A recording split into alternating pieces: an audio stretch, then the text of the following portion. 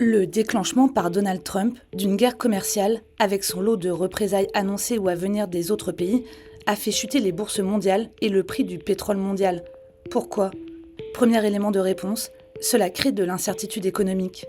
Les droits de douane sont des taxes sur les produits importés, ce qui augmente leur prix. Si ces taxes sont élevées, les entreprises doivent payer plus pour leurs importations, ce qui peut réduire leurs bénéfices. D'autant que les pays majeurs du commerce mondial, comme la Chine, ont déjà annoncé des mesures de rétorsion ou menacent de le faire, comme en Europe. Cela rend les investisseurs plus inquiets et pousse les actions à la baisse. Autre paramètre, pour les mêmes raisons, les tensions commerciales peuvent ralentir la croissance économique mondiale, car le commerce risque d'être freiné et les prix vont augmenter. Donc les entreprises vont vendre moins et donc moins produire. Cela pèse là aussi sur les marchés boursiers qui anticipent de moins bons résultats économiques.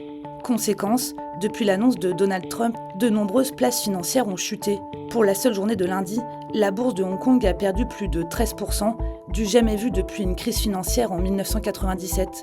Un géant comme Apple a vu sa valeur boursière perdre plus de 300 milliards de dollars en quelques jours. Les bourses des grands pays exportateurs, comme la Chine et l'Allemagne, sont particulièrement touchées.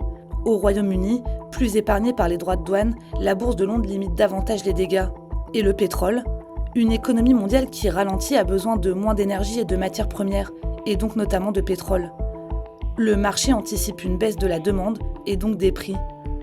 Dans le même temps, des pays producteurs de pétrole ont augmenté leur production pour faire concurrence au secteur pétrolier américain, ce qui oriente là aussi les prix à la baisse.